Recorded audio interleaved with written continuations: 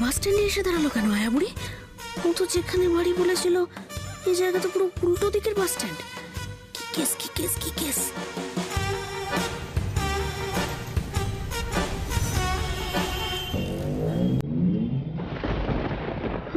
আমাকেও বাসে উঠতে হবে। তো বাসে উঠে গেল। উফ, এই মালিনী ব্যানার্জি 2টো টাকা দিয়ে কলুর বলদের মতো 200 টাকার খাটিয়ে মারছে।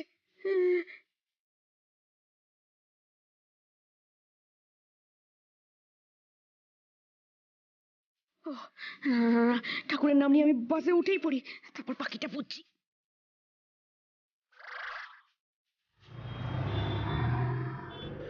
তিতিরের সঙ্গে কিছুতেই যোগাযোগ করতে পারলাম না।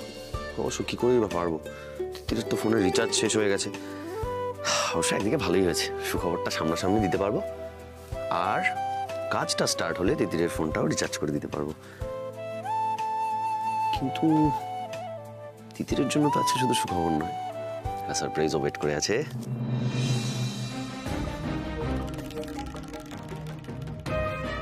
যে লোক উঠেছিল বাসে আজ, না বাড়িতে গিয়ে মাসকাবারি সব জিনিসপত্র মিলিয়ে ফেলতে হবে। সব তো বাড়ন্ত হয়ে যাওয়ার কথা এতদিনে।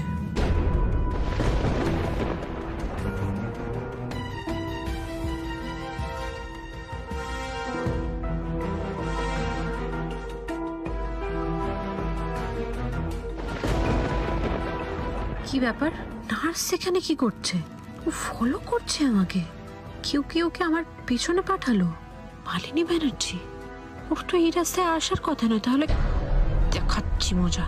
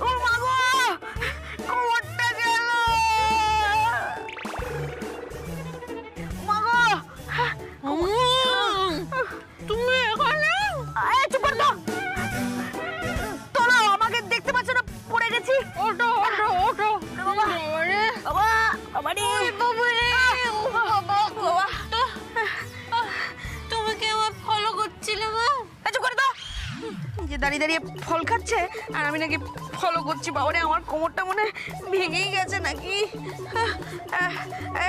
শোনো বুড়ি, তোমার তো বাড়ি নাকি ওই বালিগঞ্জের দিকে, আমাকে তো বলেছিলে একবার।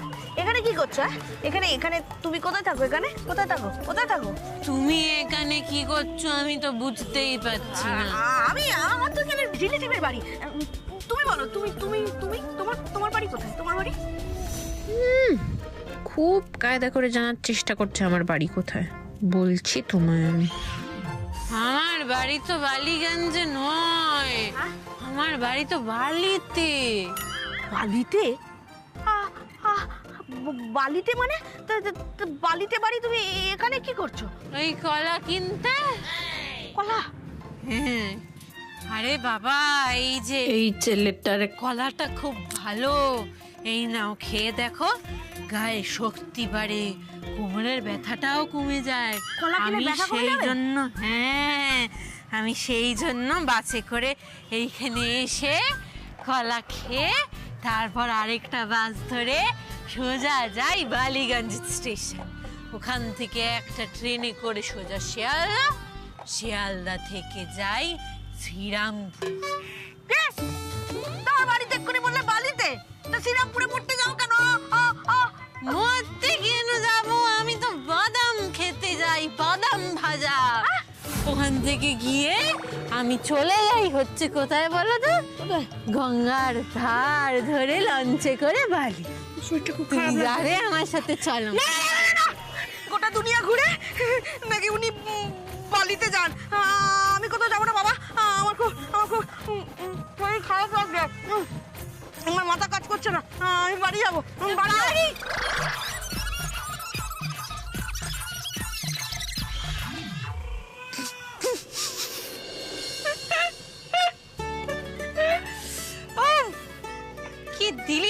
আজকে জিনিয়াস জিনিয়াস, কি করে এত বুদ্ধি আসে মাথায়? All done.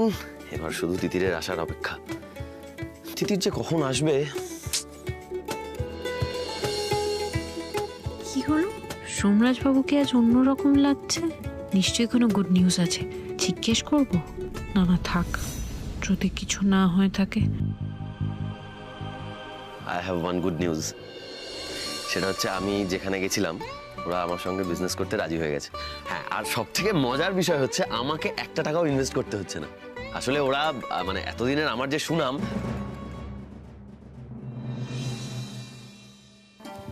সেটা সবাই নষ্ট করতে চাইছে আর কি।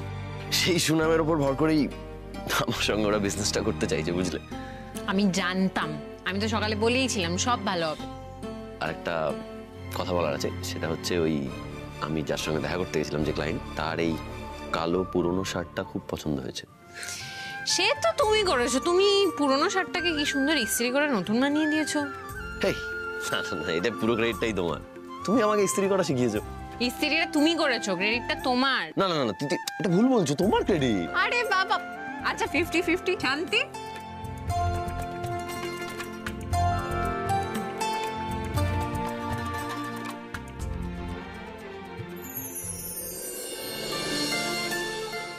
এটা এটা তুমি এটা আমাকে আয়রন শেখানোর গিফট আমার তরফ থেকে। কেমন হয়েছে?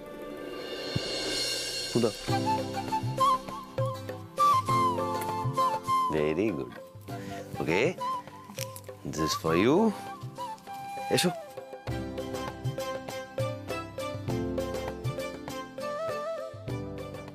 চিয়ার্স।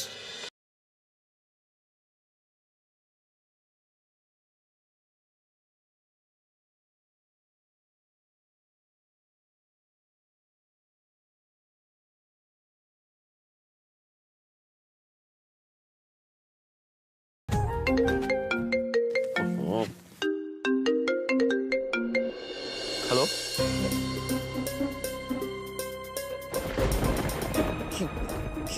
কি বলছেন কি আপনি? কি হয়েছে সোমরাজ বাবু? কি ফোন? হ্যাঁ সম্রাটবাবু, আমি সত্যিই দুঃখিত। ইনফ্যাক্ট আমার কিছু করার নেই। একেবারে বোর্ড অফ ডিরেক্টরস থেকে ডিলটা ক্যান্সেল করা হয়েছে। আপনি ব্যাংকরাপ্ট, তাই আপনার সাথে এই ধরনের ডিল করা সম্ভব নয়।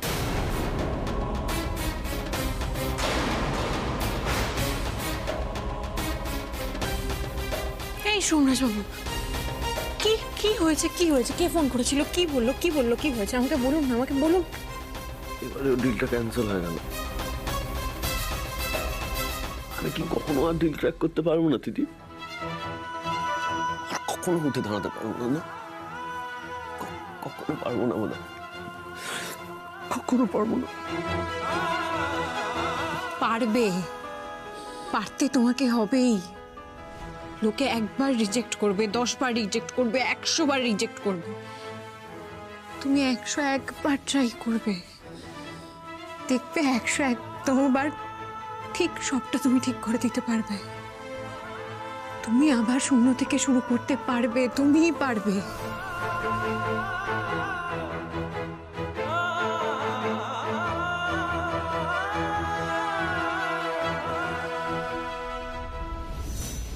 বারবার এভাবে ক্যান্সেল হয়ে যাচ্ছে, কারোর হাত নেই তো এর পেছনে।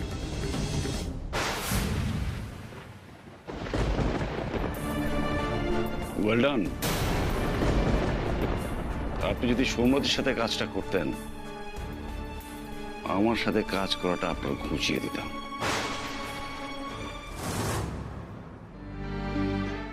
বাবার কাছে রোজ যাওয়া ছাড়াও আমাকে একটা কাজ জোগাড় করতেই হবে।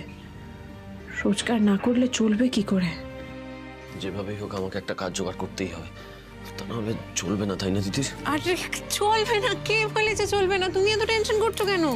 এত টেনশন করার কোনো কারণ নেই। সাবান, শ্যাম্পু, ঘরের মাসকাবারি সব কিছু আছে, চলে যাবে। তুমি ধীরে সুস্থে কিছু দেখো, ধীরে সুস্থে কিছু হলেই হবে, টেনশন করবে না।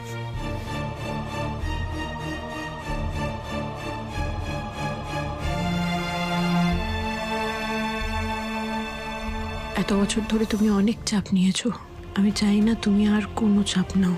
তুমি শুধু নিজের পায়ে উঠে দাঁড়ানোর চেষ্টা করো, আর বাকি সব কিছুর জন্য তো আমি আছি। আমি জানি কদিন বাদে খাওয়ার আর কিছুই থাকবে না, কিন্তু অভাবের জীবন আমি তোমায় বুঝতে দেব না।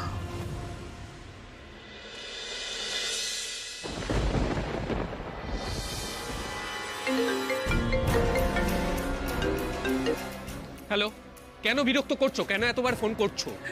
জয়, তুমি আমার সাথে কথা বলছো না কেন? কথা বলো আমার সাথে, কেন কথা বলছো না বলো? কেন বারবার ফোনটা ধরছো না? আমি তোমাকে এতবার করে ফোন করছি, ফোনটা ধরছো না কেন? জয়, আমার সাথে কথা বলো। শোনো জয়, তুমি কিন্তু এটা করতে পারো না। জয়, তুই আমার সাথে এটা করতে পারো না। তুমি আমার সাথে কেন কথা বলছো না? কি হয়েছে? কি হয়েছে? আমি তোমার সঙ্গে করতে পারি না? আমি তোমার সঙ্গে যা ইচ্ছে তাই করতে পারি। তুমি আমার সঙ্গে বেইমানি করে আমার জীবনটাকে ধ্বংস করে দিলে, এখন তুমি বলছো আমি তোমার সঙ্গে এটা করতে পারি না? আচ্ছা, তুমি কি এখন ওই বাড়িতে আছো? তাহলে একটা কথা খুব স্পষ্ট করে শুনে নাও, আজকেও আমি বাড়ি ফিরবো না। আমি আজকেও হোটেলেই থাকবো। তোমার যা ইচ্ছে তুমি তাই করো।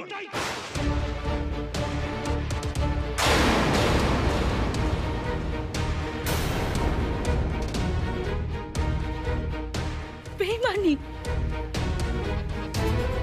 বেইমানি আমি করেছি? ওকে তুমি এটা বলতে পারলে জয়? দিনের পর দিন আমাকে তুমি এইভাবে ঠকিয়ে। এটা হতে পারে না, এটা কখনোই হতে পারে না। আমি আরেকবার ফোনটা করি। আপনি যে নম্বরে কল করেছেন সেটি এখন সুইচড অফ আছে। এর মধ্যে ফোনটা সুইচ অফ করে দিল।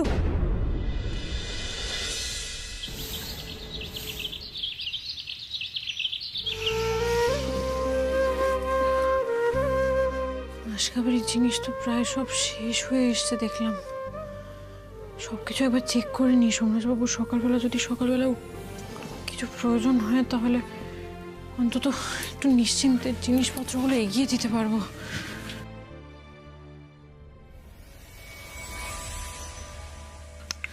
সাবান শ্যাম্পুর অবস্থাও তো খারাপ। অন্তত জল ঢেলে আর কিছুদিন চালাই।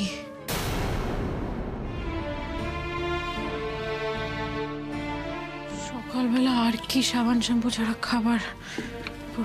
বিস্কিট তো নেই, শেষ। মুড়ি আছে অন্তত। সকালবেলা আর ওট মিল্ক বানিয়ে রেখেছিলাম, ওট মিল্ক আর মুড়ি ব্রেকফাস্ট দিয়ে দেবো।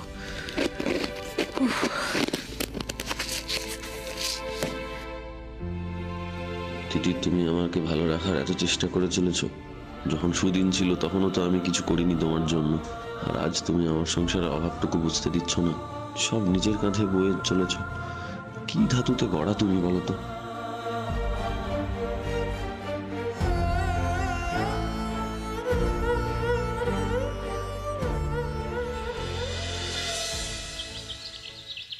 এই যে তোমার ওট মিল্ক আর মুড়ি।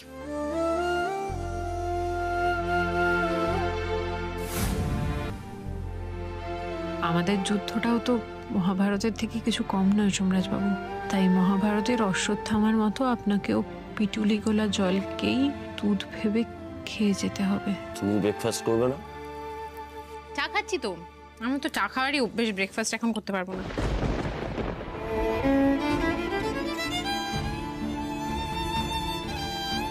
আমাকে একটু চা দিলে পারতে তো। তুমি কি চা খাবে বলো তো? বেশি চা নেই খুব একটা। তুমি এটা খেয়ে নাও, আমাকে রেডি হতে হবে, আমি যাই।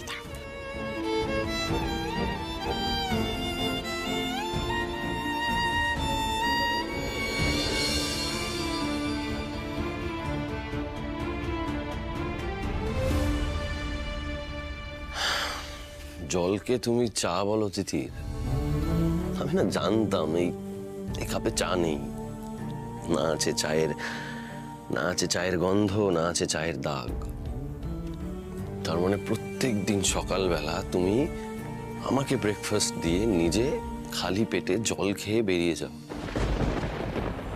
আজ তোমার এই অবস্থার জন্য শুধুমাত্র আমি দায়ী। কি করে গলা দিয়ে এই দুধ মুড়িটা নামবে বলো তো দিদি? Enough is enough. আজ একটা কাজের ব্যবস্থা না করে আমি বাড়িতে ঢুকবো না, সেটা যে কাজই হোক। এটা আমার প্রমিস। কালকে বিজ্ঞাপনটা তো এখানেই কোথায় একটা দেখেছিলাম মনে হচ্ছে। কোথায় গেল ওরা? কি লোক পেয়ে গেল?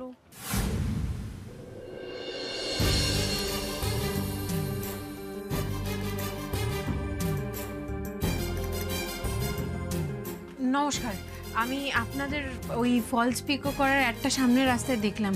আমি কাজটার জন্য আগ্রহী। আচ্ছা, আমরা মাসে এক একজনকে 100টা করে শাড়ি দিই। 100টা? আমি 300টা করতে পারবো, আমাকে 300টা দেবেন? আপনি পারলে তো হবে না, আমরা 100টার বেশি শাড়ি দিই না। তাছাড়া আপনি ডেলিভারি করতে পারবেন না, আমাদের ক্লায়েন্টের কাছে ডেলিভারি ফেল হয়ে যাবে। বাজারে আমাদের একটা সুনাম আছে। না না, আমি ডেলিভারি ফেল করব না, আপনি বিশ্বাস রাখুন। আরে আপনি ডেলিভারি ফেল করলে তো আমরা... প্লিজ আমাকে একটু বিশ্বাস করুন, আমি 300টা শাড়ি যথাসময়ে ডেলিভার করে দেবো। আচ্ছা, আপনার নাম ধাম সব এখানে লিখুন। বলছি শাড়িগুলো কি সব আজকেই নিয়ে যেতে পারবো? না, আগামীকাল এসে সব শাড়ি নিয়ে যাবেন। আচ্ছা বেশ, থ্যাংক ইউ।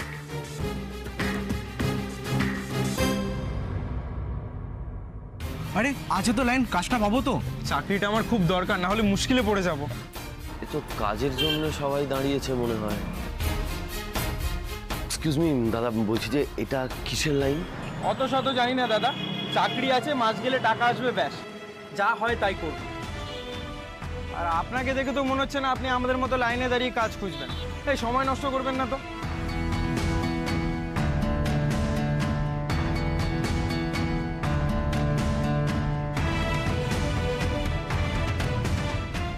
আমারও যে এই চাকরিটা বড্ড দরকার।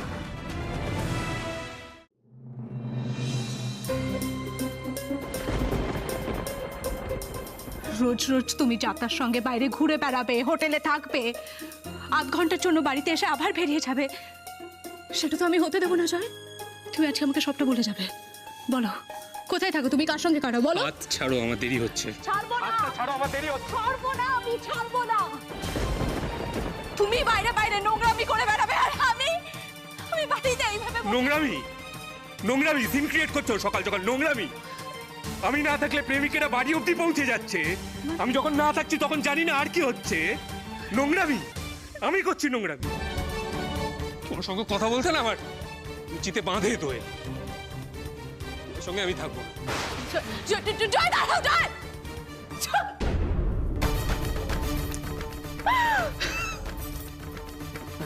বাস, এই বাড়িতে তো হেভি কেচ্ছা। বাড়ির ছেলে হোটেলে মেয়েদের সঙ্গে রাত কাটাচ্ছে, বউয়ের প্রেমিক বাড়িতে চলে আসছে। উফ, ব্যাপারটা ভালো করে শুনতে হবে। সবিতা, একটা কফি দাও প্লিজ। মা, মা, আমাকে বাঁচান মা, আমাকে জয় ভুল করছে মা, আমাকে বাঁচান। বাঁচান? দোয়েল, এসব সকাল সকাল কি নাটক শুরু করলে তুমি?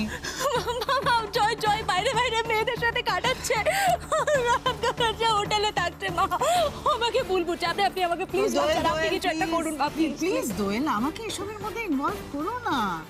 এটা তোমার আর তোমার হাজবেন্ডের পার্সোনাল ব্যাপার, এর মধ্যে আমি কি করব বলো তো? তুমি আর জয় তোমরা একে অপরকে পছন্দ করে ভালোবেসে বিয়ে করেছো, এবার এই প্রবলেমটা তোমরা সর্ট আউট করো। এসব ফালতু কাজের জন্য আমার কাছে সময় নেই, প্লিজ দোয়েল। কি বলছেন আপনি? ফালতু মানে কি? আপনি আপনার ছেলে বউয়ের সমস্যা মেটাবেন না মা, কি বলছেন আপনি এসব? দোয়েল, তুমি তো আমাকে জিজ্ঞেস করে তো তোমরা বিয়ে করোনি, আমার মত নিয়ে তো বিয়ে করোনি Doyel. What can I do? দিদির ব্যাপারে জয়দা এইসব বলছে? না না, এটা কিছুতেই হতে পারে না। দিদিও জয়দার ব্যাপারে যা বলছে হোটেলে, সেটাও সম্ভবই নয়, কিছুতেই না। তাহলে এরকম অবস্থা হলো কি করে? বা শুনুন, আপনি আমার কথাটা শুনুন। আমি কিন্তু সবসময় আপনার পাশে ছিলাম মা, আমি আপনাকে কোনোদিনও কোনো কিছুতে না বলিনি। আমি আপনার কথাই আমার বোনের সাথে সম্পর্ক নষ্ট করে। এক সেকেন্ড, এসব আজে বাজে কথা আমাকে বলো না প্লিজ। দেখো আমার কাছে এসব ব্যাপারে ইনভলভ হওয়ার একদম সময় নেই। তুমি আর জয় যদি একসঙ্গে না থাকতে পারো তোমরা আলাদা হয়ে যাও, সেপারেট হয়ে যাও। নট আ বিগ ডিল, আজকাল একটু ছোটখাটো ব্যাপার, ডিভোর্স নিয়ে নাও। দেখো আমার পার্টি আছে, হ্যাঁ আমাকে যেতে হবে, আমাকে এসবের মধ্যে ইনভলভ করো না, আমি যাচ্ছি। মা শুনুন মা, আমাকে ভুল বুঝছে, জয়কেও আমি বোঝাতে পারছি না। কি করবো আমি এখন? আমি কি করে বোঝাবো জয়কে?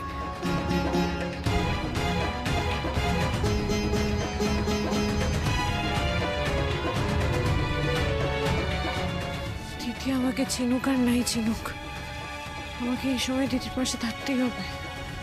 কারণ আমি তো জানি দিদি খারাপ নয়, আমার দিদিটা বড্ড সরল বোকা। অনিনি ব্যানার্জি বুঝিয়ে বুঝিয়ে এই জায়গায় এনে দাঁড় করিয়েছে দিদিকে। আর এই যে প্রবলেমটা শুনলাম, এটাও কারো ক্রিয়েটেড নয় তো। দিদি যেভাবে চলে গেল, একবার গিয়ে দেখি।